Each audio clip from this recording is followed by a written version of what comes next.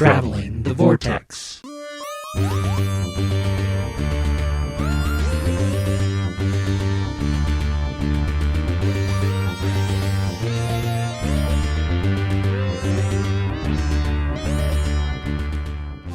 We've joined the Doctor as he travels the Vortex and arrive at episode number 423. And good evening, I'm Richfield. And I'm Wedgwood. Now then, you appear to find yourselves at a loose end. Have you considered rebranding? You know, I think we really should. I'm Keith. I'm Sean. I'm Glenn. How are we going to rebrand ourselves, guys? I don't know. Let's leave it up to Richmond and Wedgwood. We'll let Richmond take care of it. He seems to be the brains. Anybody else picture Penn and Teller? Yeah, a little bit, yeah. I can see that. They were a bit, any of those two acts, Laurel and Hardy, Penn and Teller. Yeah. Abbott and Costello. Yeah. Did you guys have a good week? I did. It was all off. Did you do a lot? Just got did get the living room painted. Other than that. You did get your living room painted? I did get my living room painted. That's good. Was this a 2-week staycation or just... Just one. I went back on Monday, yesterday. So he was heading into it last week. Oh, okay. Yeah, I forget where we record now. Okay, yeah. I had just started last week. It's not Sunday, Sean. Weeks are hard. I wish I could have 2 weeks off. I went back Monday and was like, I could use another week. We watched Ralph Breaks the Internet. And what did you think? I didn't like it as much as the first one. It was okay. It just wasn't as funny, I don't think. It had some nice gags, it was more visual, oh, look at that type thing, as opposed to actual humor, aside from, all the Disney stuff. That was pretty great. It's about all the princesses and all that. But I think it's a worthy successor, just not as good as the first. It's still... We also went to a local production of In the Heights. Thank you, Sean, for the tickets. You're welcome. It was really good. They did a really good job. How about you, Sean? What'd you do? I saw Captain Marvel. Yay! So we can talk now. Did you like it? I did. I thought it was good. I didn't think it was great.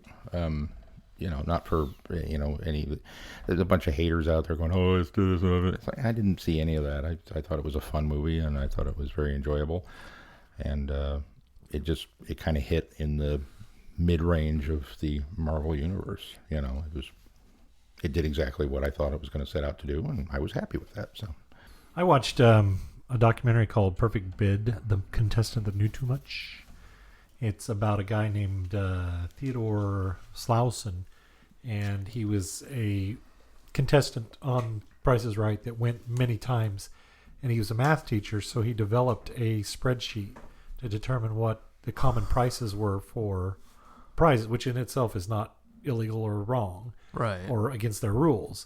But he went 28 times, I think. Actually, I think he went fewer than that before he ended up on as a contestant.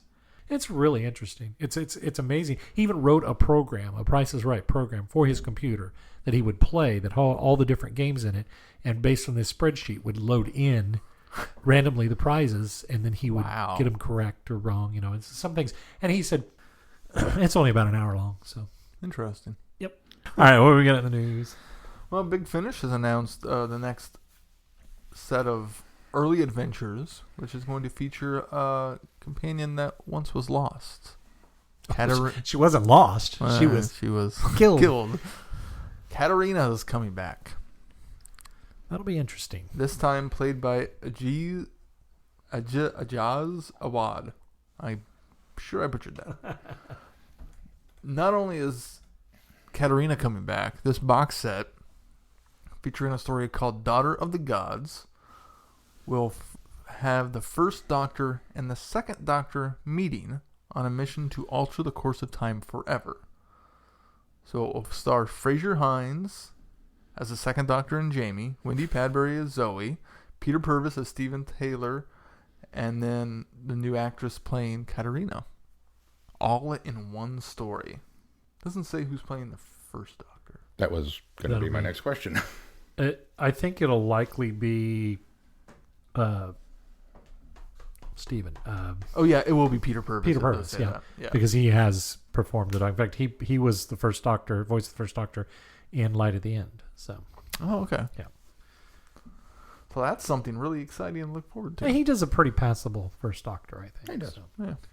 And, a lot of people were saying, replacing Adrian Hill, or Adriana. Is it Adriana or Adrian? Adrian, I think is.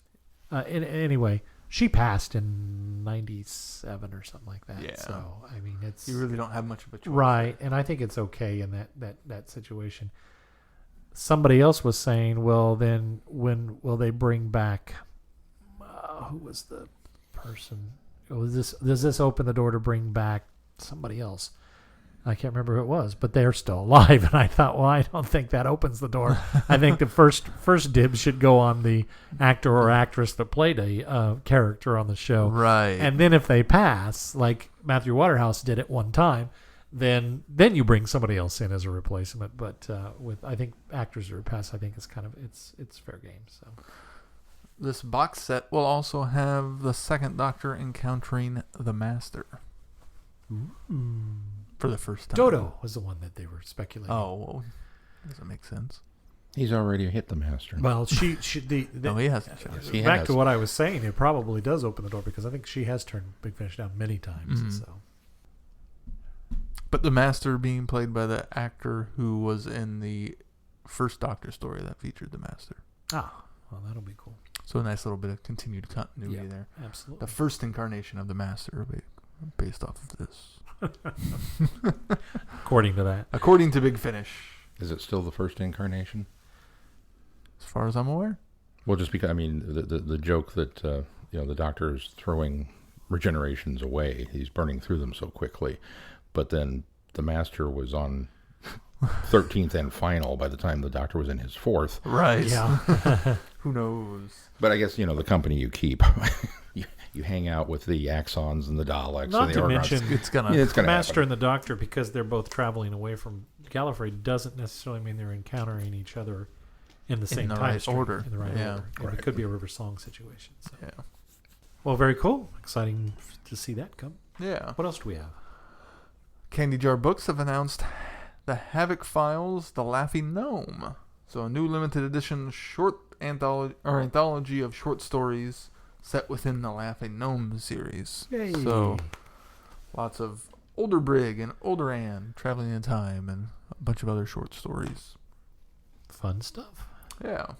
Featuring stories by John Peel, Sarah Groenwegen, Harry Draper, and Sean Collins,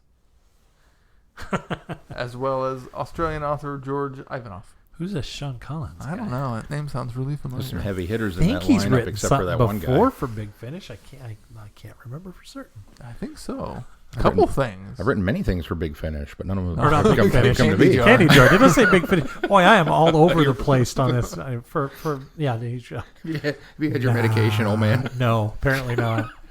Candy Jar. Wow. Looking forward to that book. All right. Well, shall we move on to feedback? Our feedback this week comes from Jameson. Jamie writes, episodes 73 to 78. Hello, Vortexers. Episode 73, The Politics of Garage Sales in Topeka. I understand that the episode is about rogues and renegades. Does this make Glenn a renegade? No, more of a rogue. Kidding aside, I think Gallifrey has produced some wonderful renegades, namely the Doctor. I'm interested to see if Chibnall does anything with Gallifrey now that we know it survived the Time War and is back in the primary universe. The question of which renegade would you like to see to return to TV was asked at one point during the episode. I think I'd like to see the return of the Monk, or the Ronnie, or maybe even the 11 from the Doom Coalition and Ravenous box sets, especially since we know that Gallifrey survived. Another thought, now that you have so much more Who under your belts, would be to have a Rassilon-focused episode. The episode of Rassilon. Finally, the topic of TARDIS keys. If you look back over the series, you'll find many interesting things. First, the eighth Doctor's key looks like the spade icon on a deck of cards as opposed to an ordinary Yale lock key of the 3rd and 10th Doctors. The 10th and 11th can open their TARDIS with a snap of their fingers. The War Doctor can summon his with the Sonic. And the Invasion of Time had multitude of keys. You guys mentioned the Master entering the Doctor's TARDIS and vice versa. I think that it's whatever the story needs without a specific continuity. Exactly. Yeah. Moving on to episode 74, Dalek War. Both stories are good. Frontier in Space is a political thriller, while Planet is a standard Terry Nation Dalek story. I enjoyed them, although the ending of Frontier is a bit abrupt and slightly confusing, and there's an overuse of catch and escape to pad out the runtime. Still, good stories that are worth the watch, and you guys covered just about everything in your discussion. So, Genocide Machine. Of the first 4 Big Finish Dalek stories, 2 are great, and 2 are just okay. I've recently re-listened to this one, so it's semi-fresh in my mind, and you all make good points. My review of this goes into more detail, but suffice to say, Bev is an okay character, but sounds too much like Ace. The Dalek voices sound off compared to later releases. Elgin is exceedingly annoying, although I suspect that's on purpose, and the Doctor and Ace, while not terrible, aren't quite at top form. Of the first 4 Dalek stories, I much prefer Apocalypse element as my favorite of this set, with Time of the Daleks coming in second. Episode 75, and your first novel reviews. Of the 3, I've only read Only Human. I remember enjoying it, and do remember the prologue being weird and confusing. I've also found the new series adventures fast reads, much faster than the past Doctor or 8th Doctor novels. Your review of Crooked World sounds like an interesting novel. I've read some of the BBC 8th Doctor novels, but never got that far. Fitz appears in one of the 4 stories in Big Finish's The Company of Friends, Main Range 123, if you need a voice in your head.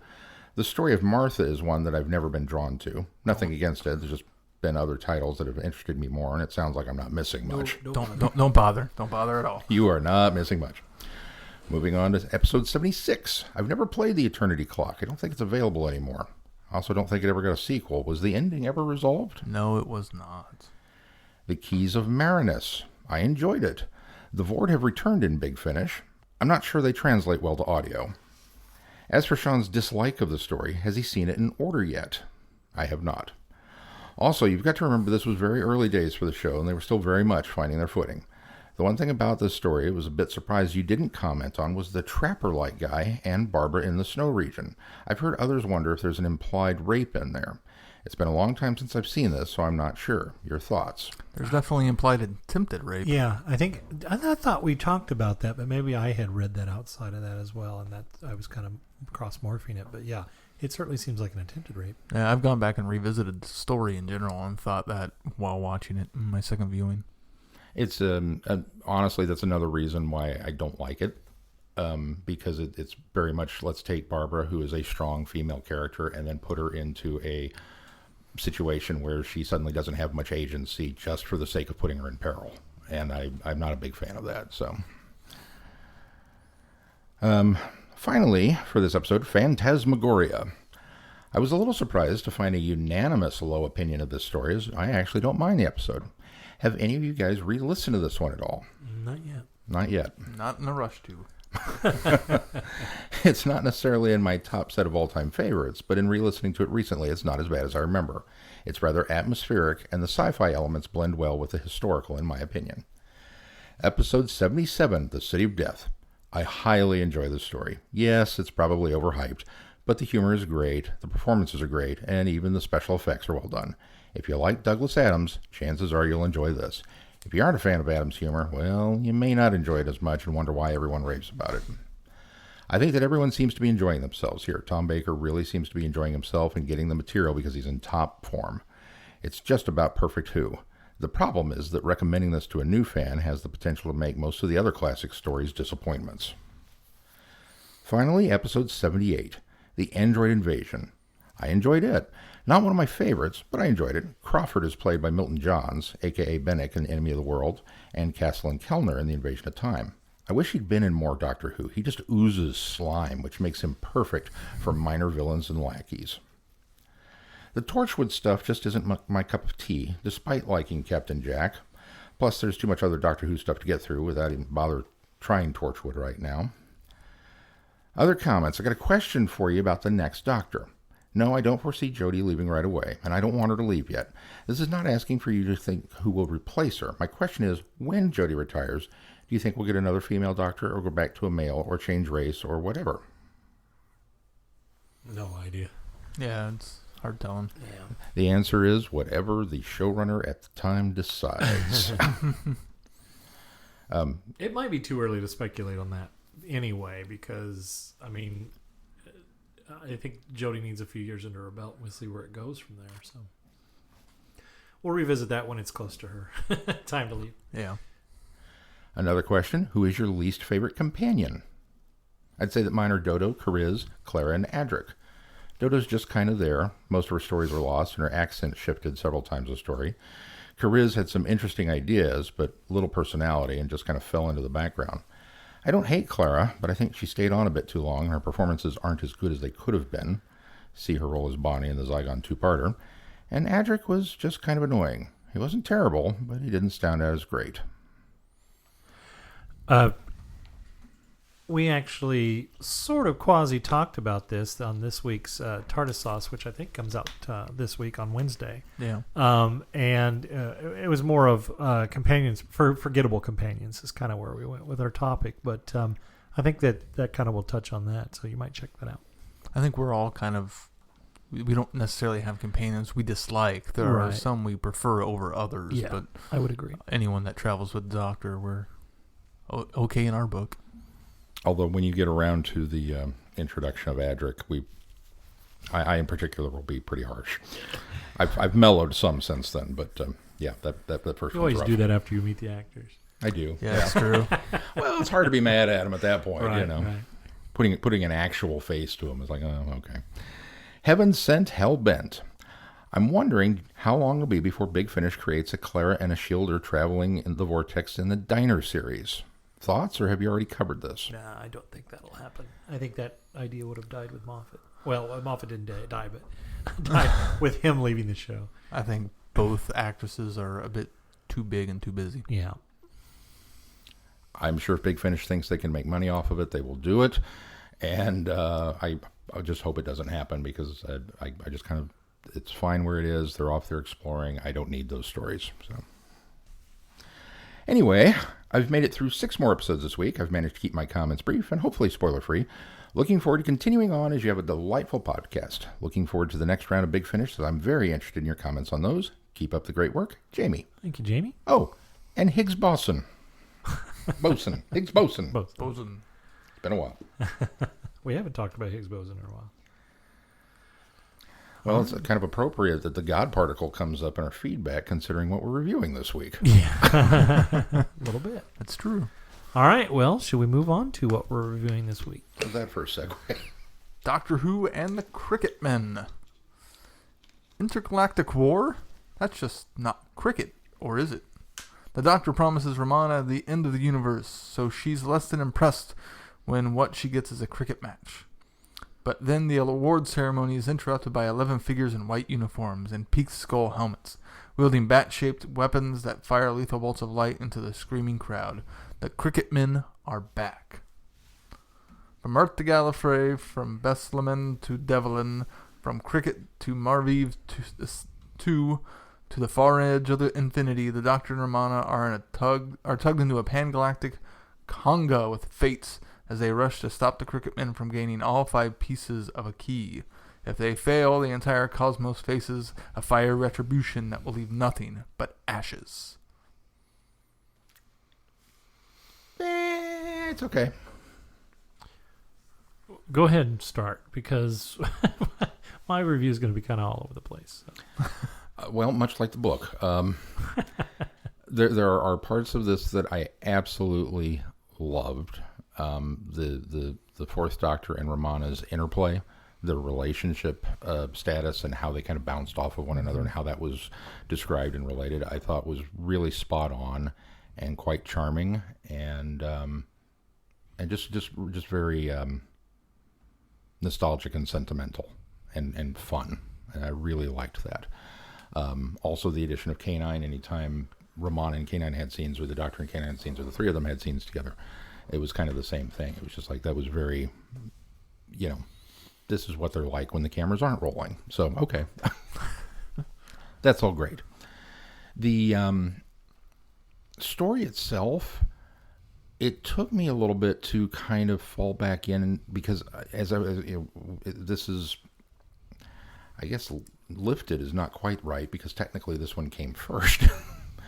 But it's the third Hitchhiker's book, like the universe and everything. This became the third Hitchhiker's book. And so as we're reading, elements of it, and there's this supercomputer in orbit, and I'm kind of going, man, this sounds familiar. Why does this sound familiar? I know I haven't read this yet, but I had, just in a different form. So then kind of getting over that hump of realizing, oh, that's why. It's because it's Douglas doing, what Douglas does, where he's plagiarizing himself in a way. but it's not. But it's not. And then... It's not Douglas Adams, I think, is the problem. Getting out of that and into... I think it's more because the story didn't go anywhere. He could use it easily and make it a bit more... That's absolutely right. Yeah. Sorry, Sean. No, you're absolutely right. Getting over the hump of it being life, the universe, and everything, but then getting into the actual story part of it, where it suddenly becomes Keys of Marinus. We're going to go hunt for 5 pieces of a key. Oh, I've read that too. Darn, I was really hoping for something else. And it just goes to show that whether you do it as a First Doctor story or as a zany Douglas Adams-ish Fourth Doctor story, I don't like that story. Apparently, I'm not a big fan. You don't like a key hunt. I don't like key hunt, but I like Key to Time. But I don't like this one. So yeah, that dragged for me a lot. I will freely admit that there's something about the spelling of the Krikkitmen with the K and the double T's and I kept wanting to pronounce it like cricket, like wanted to throw an extra syllable or something in there. And it 2 was K's back to back. Yeah, it was not until probably well into halfway through the book when they were describing yet another bit of cricket lore that my brain finally made that connection. And despite how obvious it is at the beginning, I mean, they show up in the white uniforms, they've got bats, they throw balls that explode. And they show up at a cricket match. They show up at a cricket match in a white tent pavilion, I mean, right. it's totally there.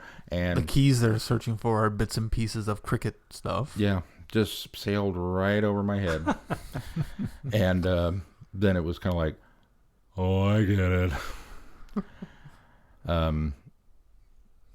And I don't think that enamored me to the story either. You make your reader feel dumb. It's kind of like, oh. Well, I picked up on that pretty early on. Yeah, it's totally on me.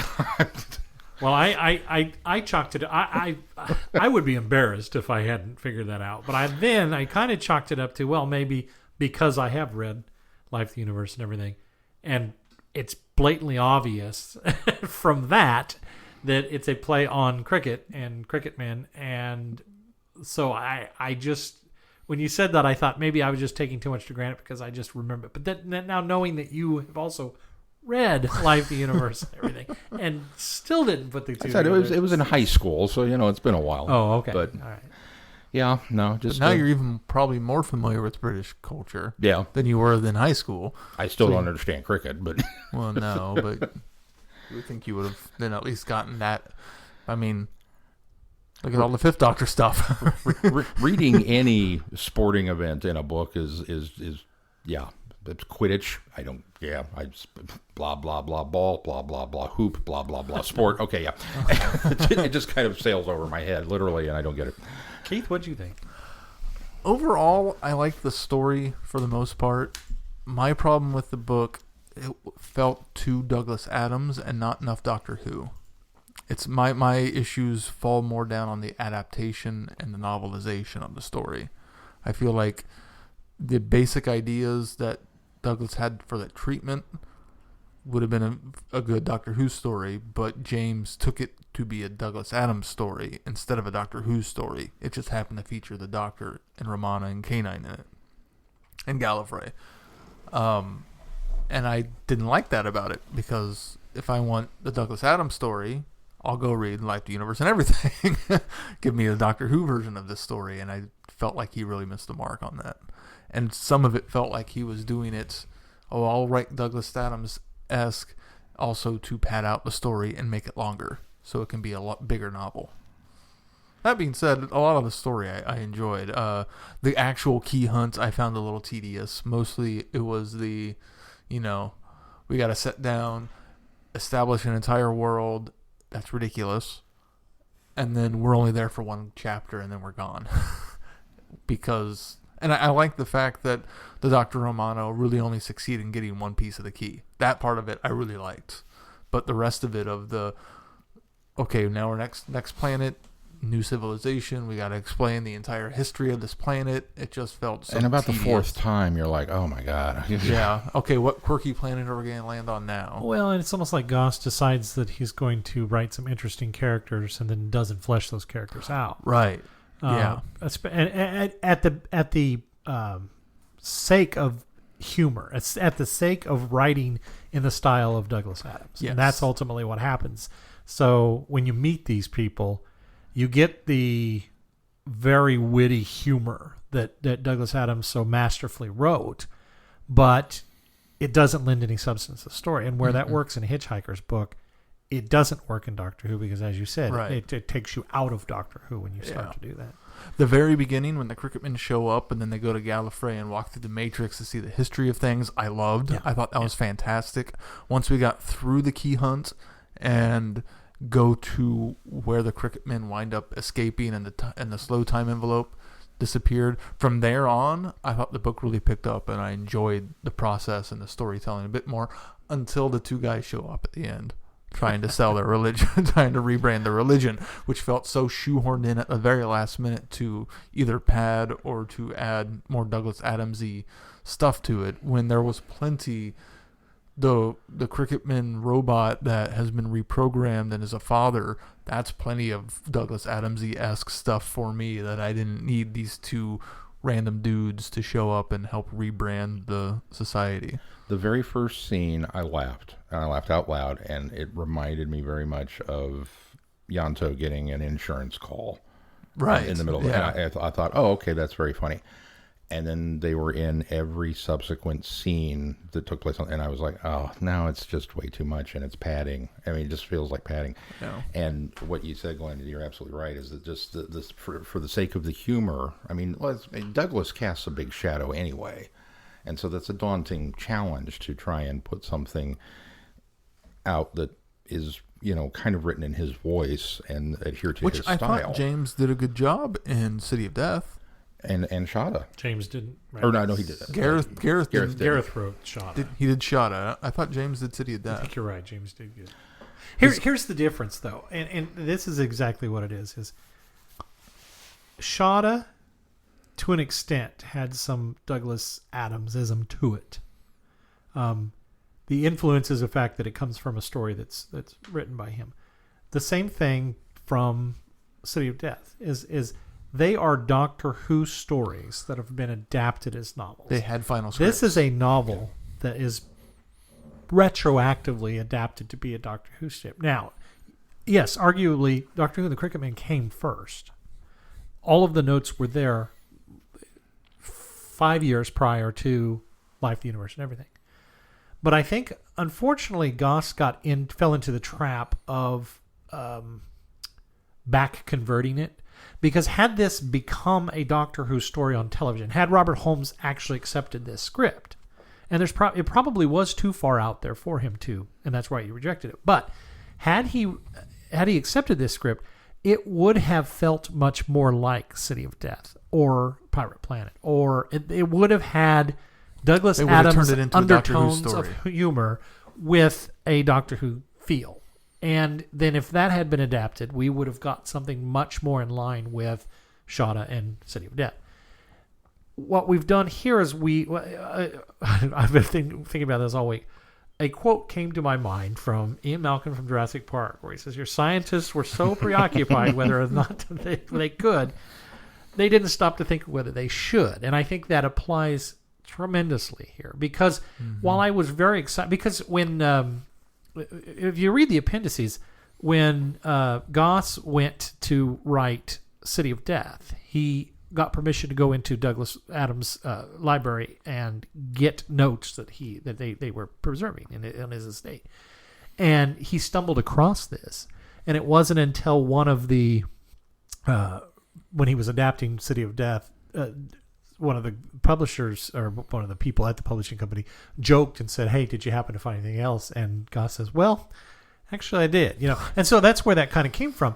And I think in this book, Goss just really channels Douglas Adams. I think he's very good at it. He does, yeah. I would agree. And it's easy to channel Douglas Adams when you're writing something that Douglas Adams already wrote. And by that I mean there are big chunks of this book that really is life, the universe, and everything. The beginning very heavily is the resource material that ended up in that book. And the end is very much the resource material that ended that book. And then Hector and the concepts within are also very much what ended up in that book. The things that aren't in that book are the things that James Goss tried to weave into the story and gave by putting the Dr. Romana in it. For one thing, this originally, from the understanding of the appendices, was this originally started as a Sarah Jane and the Doctor adventure, which if you look to Romana being easily possessed, and there's a comment in there about that, you could easily see that it could have easily been substituted and been even more meta humorous that Sarah Jane got possessed again, Right. So I thought that was funny coming from that perspective of if this had been Sarah Jane, this would have been even funnier or more coincidental. And then a later treatment that he found just had a character named Jane.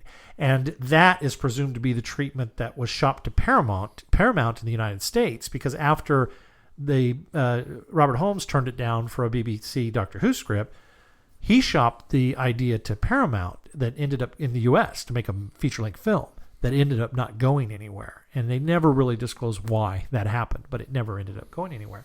And so that treatment, I think, even fleshed out more of the details that Goss is able to put into the book, and maybe sidestep some of the stuff that ended up in the Life, the Universe, and everything. My biggest problem was I had this eternal struggle of the joy of reading somebody that is essentially channeling the works of Douglas Adams and re-enjoying that, but then being entirely frustrated that much of this story I already know. Much of this story is framed in the same way. And that felt like, to me, even though it's not, it felt like a cheat for James Goss, because this was written by Douglas Adams, and it's like you took, square pegs and tried to fit them into round holes. And that's where I kept feeling. I think that the Goss captures the tone of the Doctor. All of Romana is him. I think the relationship, I think the clever banter, the interchange between the two is all James Goss. Douglas Adams would have had nothing of that in his original treatment. Yeah. And so I think he learned that level. He's obviously fan enough, and obviously writing City of Death, he already had that kind of their voices in his head. He does that really well, and I think he melds those characters really well. I think he gives K9 great moments. I think he gives K9 good things to do with this story, and I think that works for it as well. But overall, trying to squish it around, I think the Douglas Adams things was my problem, because as I alluded to earlier, had this been a Doctor Who story that made it to television and then novelized, it would have been to me, I could have fit it in the Doctor Who universe, as I can fit City of Death, as I can fit Shada, and as I can fit Pirate Planet into the universe, because it is subtle enough undertone of Adams' humor to still make it work as a Doctor Who story. But here it's been taken to a greater level, and I thoroughly enjoyed the book, and I thoroughly kept thinking this is not Doctor Who, and that's the problem. Ultimately, I when I got done and I closed the book, I kind of felt like, I would have had as much fun though going back and having reread, because I read it, Life, the Universe, and everything, and probably more recent than you, because I didn't discover Adams until I was out of college. Probably in the late 90s or so. So I had read it recently enough and remembered, even at the very end when the Doctor is going to bowl the ball, and he that plays out exactly how Arthur's doing it to a point. In fact, to the point that I thought he was going to trip miss the ground and start to fly. I thought that's where they were going, because that was a running joke with hitchhikers, and this is the first, that he success. Well, it's a running joke in the book, and this is the moment where he actually does that. He misses the ground and he's able to fly, and so somewhat.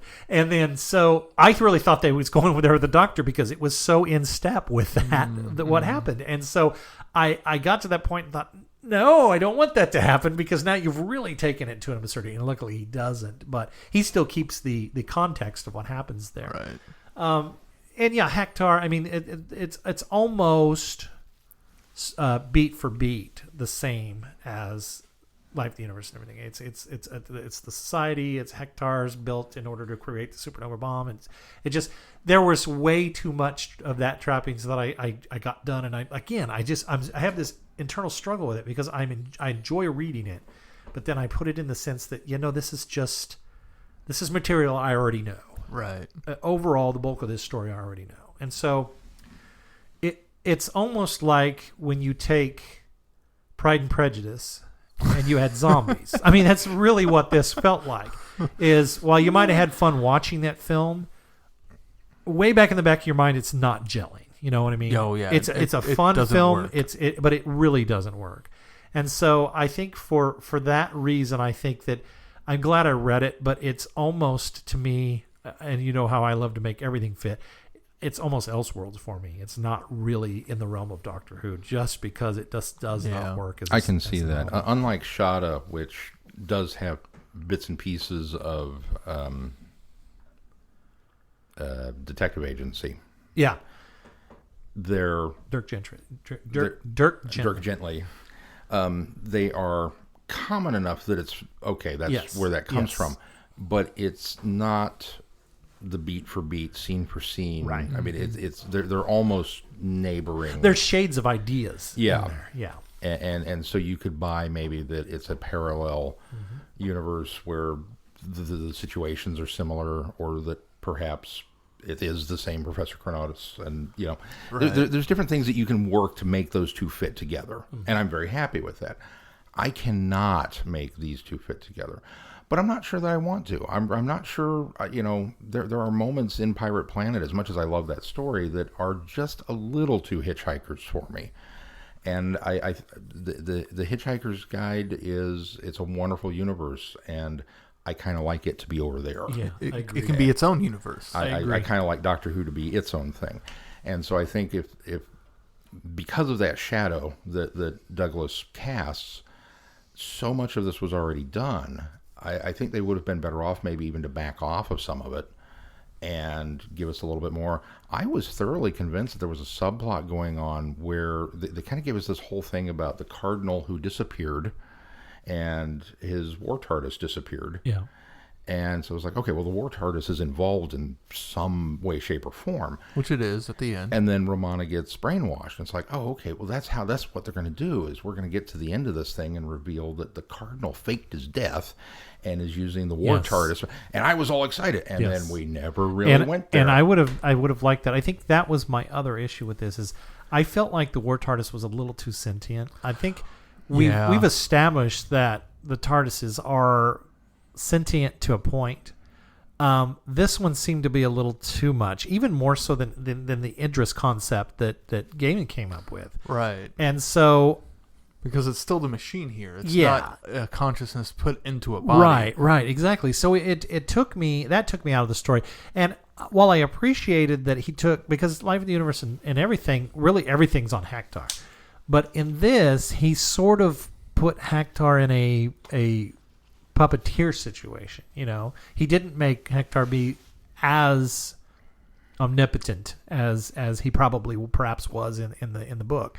And I say he as though a computer has a gender, but so in putting the war TARDIS in there, it was like the general's war horses suddenly gained a consciousness and decided that the generals weren't doing weren't allowing them to do what they needed to do. And so I Yeah. just that bugged me about it. So as far as the story goes, all of the outside structure things aside, that was the thing that bothered me the most from a story perspective.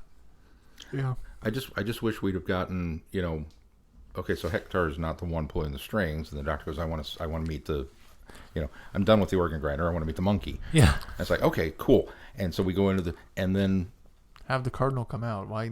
yeah, but it wasn't. It was this. Okay, so that's not it. And then he leaves that, and says, I did get a chuckle though out of the Black Guardians cameo. I totally got a chuckle out of that. Yeah. with his bird on his head. Aha. But then he leaves and he's muttering to himself about I was supposed to meet 3 gods. And I'm holding on there waiting for it to be revealed that the Grand Master of this plan is in fact the Time Lords. Yep. That they're the ones that are behind it all. At least some fraction of them or something. Because wouldn't that be the ultimate kick in the teeth? And yet not surprising at all. Yeah. Oh, yeah. And then it just... And Nope, we're not going to go there at all. Sometimes you're appreciative of a writer setting up spoilery things that don't end up coming to fruition. Yeah. No, I mean, I don't mind a feint. Pulling that but... twist and a feint is that's an exact perfect metaphor for it. But yeah, this one just, I guess if they hadn't gone to the War TARDIS and been that, to me, the absurdity of that, I think maybe it would have worked better because I was the same way. I thought the Cardinal, I thought the Time Lords were in it. I thought maybe the Celestial Intervention agencies would show up at some point. I thought Cardinal is a part of the CIA. Yeah, when we get to, and I think there were a lot of missed opportunities because when Romana visits Barusa, I think you could have done some clever foreshadowing to the 5 Doctors because this is at a point after Deadly Assassin. So you could have done some foreshadowing of Barusa maybe because we know what happens. So it's not like you're spoiling anything, even though this story takes place before. There could have been some clever foreshadowing there. There was another point where I thought there could have been some clever foreshadowing in which the War TARDIS, I think it could have been alluded to that the War TARDISes would eventually get their day in a battle with the Daleks in the Great Time War. So I think that I thought he was trying to tie it in there, I but did never too. saw the connection. Yeah. And to me, that was a missed opportunity because all it would have needed was a dropped, wink, wink, nudge, nudge, and that would have been cool. But he drops that as well, and maybe that's him trying to stay faithful to Douglas's original notes and things like that. But if you're going to inject the Romana into this and have that relationship work on the level that it works, I think you could inject other things in there to put your own little stamp on. Isn't there an allusion where he makes of Romana being president? Isn't there a little foreshadowing of that too? There was a foreshadowing so there. He her obviously saying that does she some. could. She says because she couldn't understand why the Doctor would even. She would never want to be president. Right. Of Gallifrey. Yes. So he does get a dig in there. Yeah. So it's one of those things of, okay, if you're going to be true to something, be true to the show you're writing the book for, Right. not the original treatment, I think. Because- I think there's a fine line to be walked, and he could have done it. Because it's and obviously still, he did it with other stuff in the right, story. because it still acts as an homage, a heavy homage to yes. Douglas Adams and what could have been. But he still should have. I mean, he didn't ghostwrite this. If he had wrote it, then yeah, I can see him maybe feeling like he'd be stepping on the toes of Douglas Adams. But he didn't ghostwrite it. His name's on the front of the book. I mean, it's him obviously using a treatment before and adapting it. And when they did Shada and City of Death, weren't there subtle allusions to the future in that too, of stories that there's no way that It might have been. It's been a long. It's been a while. I think in Shada at the very that. least, if not City of Death, also that there were I kind could of see winks it. and nudges towards and maybe future stories that weren't obviously a part of the original. I was about to say I could see that more with Gareth Roberts' adaptation, but I don't know. Kind of like how they RTD added to the Rose novelization to imply future events that obviously when he originally wrote the script had no idea what was going to happen. Right, absolutely. I think what's interesting is that all of these bits, all these missed opportunities that we're lamenting, they're all Doctor Who. They're all very much in that, and that's what we wanted. It's Doctor Who and the Krikkitmen. So we've already established that this is now in this universe and not in the Arthur Dent universe. So let's go ahead. If you're going to put Doctor Who above the title of the thing, let's make it a Doctor Who story, and to not ingest those bits and bobs and pieces that that could have been, even if it was just the illusions of that. Even if it had been the war TARDISes being sentient and deciding that the generals weren't doing it and going off on their own, even that would have been more Doctor Who-y than what we got. And I'd have been okay with that. I just wanted more Who in my Who story, and so I think that's where it really felt the most let down. It's not that it wasn't enjoyable, because it was. And kudos to Goss for finding Adam's voice. I mean, it's there. Yeah, he totally captures it. Again, that was the joy of reading this, was feeling like I was sitting down reading a Douglas Adams Hitchhiker Guide. Even Dirk Gently. I mean, anything in the universes that he created, this felt like that. Mm-hmm. Oh yeah. The problem is it also had Doctor Who in it, so it didn't feel like that. So I think that's the problem. Yeah, it just a couple of missed opportunities, and wasn't quite what it could have been, I think.